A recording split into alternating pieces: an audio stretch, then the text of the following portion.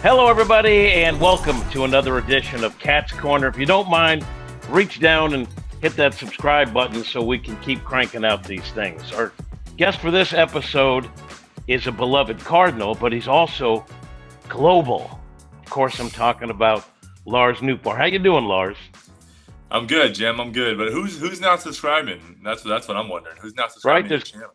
Well, especially when it's Lars Nootbaar on the latest episode, people gotta subscribe. So, where are you now? You're on the West Coast. Where are you now?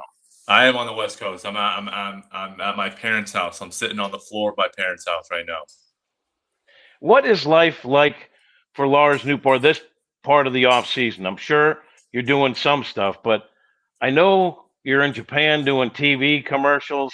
I know you're hanging with international celebrities. I know you're hanging with the guys that may come to this country and set the baseball world on fire. What's life like for Lars Nootbaar?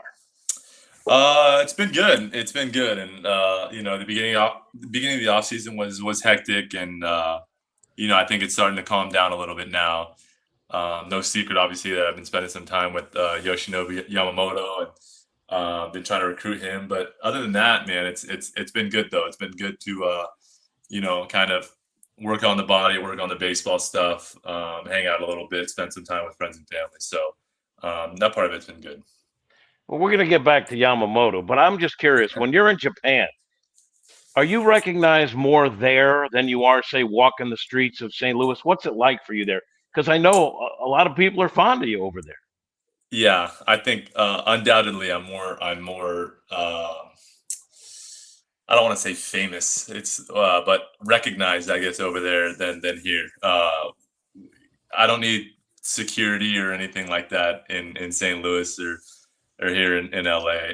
Over there, it gets a little bit crazy. I had is well documented. I think that Nolan's brother Jonah was over there with me for part of that trip, and he might be the worst security guard there is. And so, but I was thankful that he was there to help me out a little bit, but he wasn't much help at all. That's good to know. The fans there, I'm talking about baseball fans. Yeah. Are they the same? What are the differences between a baseball fan in Japan and, say, a St. Louis Cardinal fan? Is there a real difference? I think they're both great fans, right? Like St. Louis obviously knows their baseball. I always say like they're their best fans in baseball, and I truly mean that. They're passionate. I just think athletes and baseball players are viewed a little bit differently over there, and so obviously this off season with this season and being a part of that WBC team, kind of baseball kind of was kind of the headline and everything that happened over there. And obviously, Shohei winning another AL MVP, Yamamoto, winning another MVP over there, being posted, and a lot of other guys that are coming over too. I just think that kind of the buzz of baseball over there was a little bit crazy. So when I went back over there this offseason, there was still kind of that high in the air of the WBC and baseball in general. So you mentioned Yamamoto, and you guys are tight. So how much recruiting can you do with a friend who obviously is looking out for his own best interests? You want the best for him also, but you are a Cardinal. How does that relationship work where he might want other things? Who knows what the Cardinals can offer? But you want to nudge him, and just know Cardinal Nation would love him, and they're looking to Newt to push him in the right direction. Yeah, yeah, I know. Trust me. You can ask the guys. I'm trying my hardest without signing whatever contract he gets. Myself.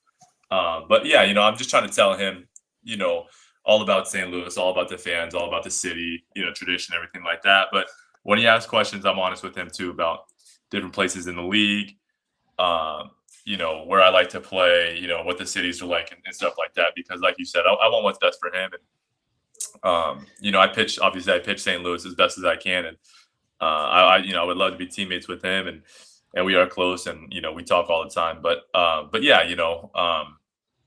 there's that fine line though of trying to recruit him, trying to be a good guy and lead him obviously and answer any questions that he has for St. Louis, but then also be that friend to where if he has any questions about any other cities or any other teams, I can be honest with him and let him know everything. And Um, Also with that, our moms talk all the time too. So anything that I don't answer with him, she can ask my mom, and my mom will answer because they talk more than we do actually, which is pretty crazy. That's a good thing. And without knowing any of the interest levels or money, I just want to ask you. This might be newsy, as I say.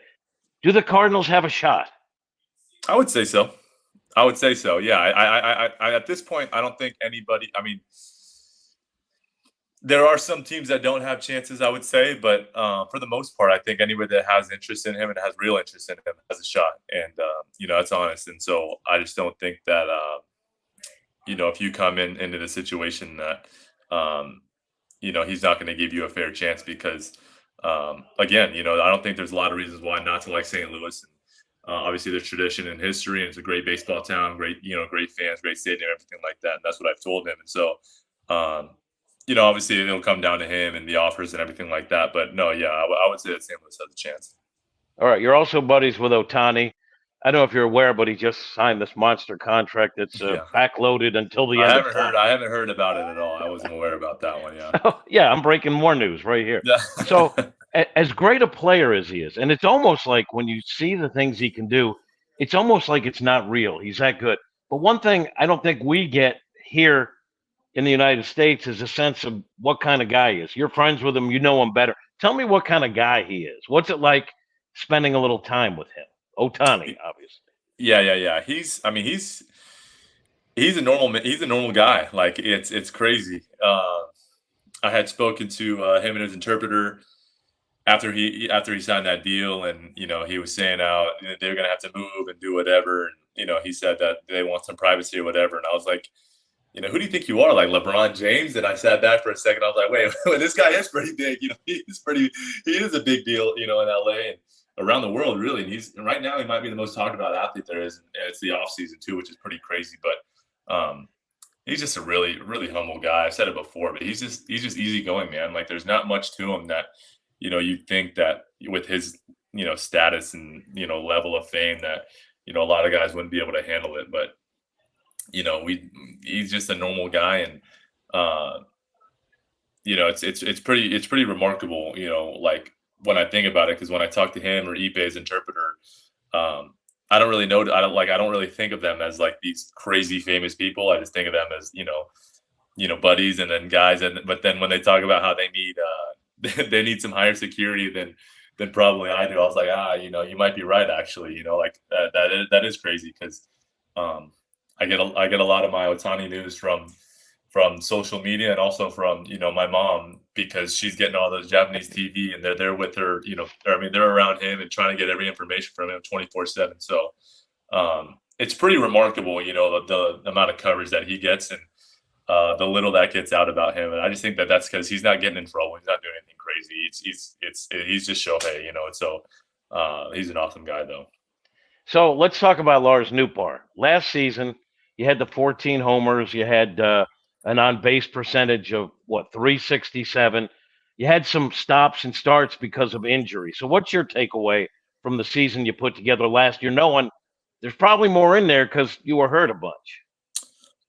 Yeah, I think just that. I think kind of disappointing season, like you said, had some stops and some starts, and wasn't very satisfied at all with really any part of my game. But I think like that's like you said, like there's some motivation, there's more in the tank, which is also exciting for me. Like there hasn't been an off season yet, and I don't think talking to Nolan about it, there probably won't ever be in my career where I feel like, oh man, I had a good season. Like let's just do that again because he's arguably the greatest of all time to play third, and every single off season he's still fighting for something. So that's the motivating thing is that I know that next year when I go out, I'm going to be like, all right, that's perfect. I got basically everything to work on.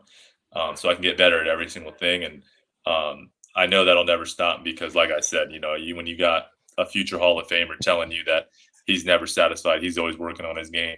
You look at yourself and you're like, man, I really stink and I really stunk last year. So there's a lot to improve on. And it's really just exciting. Like, you don't want to end the season and be unsatisfied with your season, but also going into the off season knowing that you have a ton of work on is pretty exciting. So specifically, because last year I thought you put together a solid season in spite of what you went through physically. You showed the power, which I know there's more there. Plus, you walk an awful lot. Like, what are the things you say, I need to be better at this or I need to be better at that? I think consistently, getting the ball in the air, right? Like I think, I had some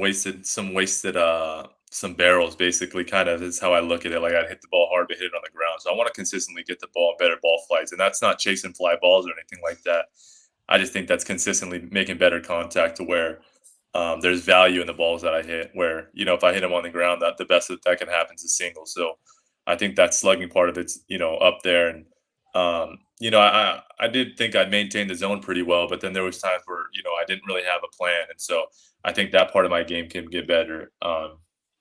Defensively, I think if my body's better and, I'm staying healthy the whole time, that can get better as well. So, really, I think that's why I think that all parts of my game can get better because there was something that was kind of negating every part of my game and to no fault of, other than my own. So, that's why, I got to take, stuff into my own hands and kind of realize, okay, I need to get better in this part of my game to maybe help this part. And it's not necessarily one to one, but, I think all parts of my game can benefit if I get better in certain aspects. So I know it's kind of unsettled where you're going to be in center field or another part of the outfield. And I could be wrong. I just get the sense the kind of aggressive defensive player that you are, I think you like being in center field. Am I wrong? Is that something you take as a challenge being out there? Yeah, I do. It's a fun challenge for me, and I really do like being out there. But again, I tell you, I'll tell Ollie, I'll tell whoever. Like as long as I'm playing out there, helping the team out, that's all I really care about. But to say I don't like playing center, I'd be lying to you, Jim. But really, any way that we can help this team out. And I think coming into this season, I think a lot of us need that selfless mentality, and just having just wherever they need us, we'll go out there and play wherever they want. And you know, as you may or may not know, I was an all-state shortstop. So if they need me out there too, you know what I mean. Hey, who knows? Who knows where that put me. Unfortunately, we don't play quarterback in this game. But if they did, you'd also know who they'd go to. I know you were a good football player, but I didn't know about the shortstop because when I Googled you earlier for this interview, I missed that part. But I just know I do Yeah, see, exhaustive but research, that of doesn't course. surprise me, Jim, with your research. You know what I mean? You just search my name. You probably have my name spelled wrong on your paper right there, and that's I about do. it. So what? That Of doesn't course really I do. offend me. We've talked a lot about pitchers from Japan. Let's talk about Cardinal pitchers. All right, I'm surprised because most said they need three starters, and they got three starters. They Mhm. got obviously Sonny, they got Lance, and they got Gibson. Just your take on what the Cardinals did to upgrade that starting rotation. What are your thoughts about it? I love it, absolutely love it. And Gibson, I thought when we went to Baltimore this year, I thought he was nasty, and so I was glad to see him. Obviously Lance is a fan favorite, and glad that he's coming back. And I think he brings the mentality that we need. A certain moxie and a certain energy. I think that maybe we're lacking a little bit. And I think that veteran presence is going to be good. Obviously with Wayno going out, Lance coming in, I think it's a good fit right away for us. And everything I've heard about him has been awesome. So I'm excited to be teammates with him and maybe be some butt of jokes, but I'm all for it. And then obviously Sonny, Sonny had an amazing year last year, and I faced him in 21. I don't remember if I faced him in 22. I faced him in 23, and I cannot hit this guy. I mean, he is. Whenever people ask me who the nastiest pitcher is I face, it's Sonny Gray every single time. And my buddies even text me when we signed him, like, dude, you are so lucky that, you guys got Sonny. I'm like, listen, I know that I'm lucky that we signed Sonny. And so, I'm very excited to be teammates with him and not having to face him. But he's kind of the same way. I've heard some good things about him and his energy and his leadership. And so I think we signed three really solid guys and, obviously, baseball players, but then helping outside the field, which I think will help on the field too. But I've heard nothing but good things about these guys, so I'm super excited. I'm happy to hear that Lance Lynn's reputation has gotten around a little bit, so you're aware that there could be some things said in the clubhouse once in a while because Yeah, as you yeah, know, yeah, he's a yeah, yeah. And constant delight. I'm sure you'll hear some of it too. I'm sure you'll be a part of it too, Jim. So I'm actually excited to hear some of that and somebody give it to you a little bit too. Oh yeah, he does. He gives it. So we talk about the pitchers who are 35 average for your rotation. Let's talk about the younger guys and your impressions.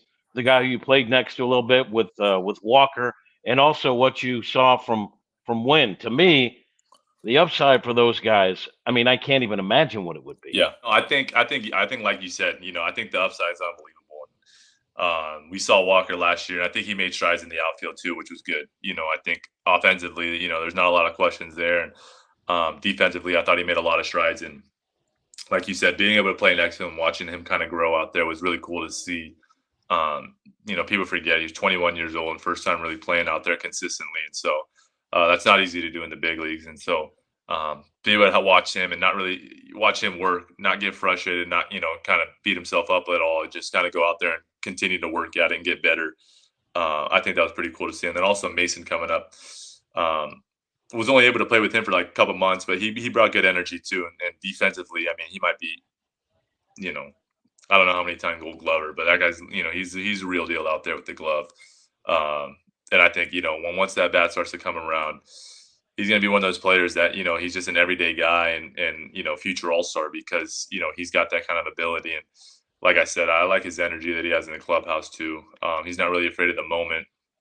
I remember, it was I think it was Wayno's game, when he got that 200, he was pretty calm, cool, collected, making some plays out there, which I was just impressed that, like his poise where, you could see a lot of younger guys right there that didn't want the ball. And you could tell every single time the ball was hit towards him, he didn't really flinch at anything like that. So he gained a lot of respect for me. And, unfortunately I went down and had some rehab starts down there too. And, just the way he prepared and carried himself, I was like, all right, I can see why everybody's so high on this guy. Last year was awful. I mean, for you guys, it started, I think, with injuries to the rotation, kind of snowballed with bullpen, and a lot of things went. How awful was it to go through that as a team, knowing the talent was there, it just never came together? What was it like going through that? Yeah, it was awful. Thanks for putting it lightly there. But no, yeah, I mean, it wasn't great. I mean, that's not it's no surprise or anything like that. And like you said, obviously, the year before, our season got cut short too because you saw Philly go on that run and obviously they kind of doubled down and went to the NLCS this past year. But I really thought that we were the better team. We played them in 22, and so we had that unsatisfied feeling in our mouths. And then came back this year. Obviously, kind of had a disappointing season, but being a part of it, it just felt like everything that could have happened that the wrong way kind of happened that way, and the ball kind of didn't bounce our way at all, and it didn't feel like we ever got rolling. And like you said, there was with injuries mixed in like that. Sometimes it happens that way, and unfortunately, that's just the way it is. But the good thing about it is you have an off season, kind of reflect and look back on the season, and you got two of the best of all time coming back on the corners of the infield. You got younger guys that are coming back and have a full season or parts of the season coming back with experience, and so I think that's always positive too. And so you just got to learn from those lumps, and you never want to have to go through them. But when you do, you just got to look back and say, all right, what could I learn from there? What could I have done better there? And come into next season and kind of prepare. And not take success for granted. I said that a lot last year. And, I think a lot of players in this organization have taken that for granted because, historically we've been so successful, but that doesn't come without hard work and dedication and, a lot of other things. And so, unfortunately we had to go through it. It was Wayno's last year, but I think it'll be better for us in the future. And we'll work harder than ever. What's your level of confidence that you guys can take something from that? The fact that you don't want to go through something like that again and get to where you want to get to this season. What's your confidence level that you guys will be back to being in contention? I think my confidence level is at all time high. There's not a part of me that thinks that we're coming into this season and we don't believe in what we have. And obviously the offseason isn't over, and I don't know what's going to happen. Anything can happen, but I just think that with the guys that we brought in and the talent that we already have, I don't think there's a reason or we should have an excuse coming into the season as to why we shouldn't be successful. And so I know personally, I'm working to try to do my part and help out any way that I can. But, that's another thing too, is that I want to, try to kind of alleviate some of that pressure off of Goldie and Nolan and allow them to just play their game, and so, but, when you say those two guys in the same lineup, and then you also had Wilson in there and, a lot of other guys, Donnie, obviously, his season got cut short, but, him, Gorman, Walker, Wynn, Tommy, whoever, DC, anybody, Herrera's going to come in and play a big role for us probably next year too. And so, I think we got a lot of guys that are excited and eager, and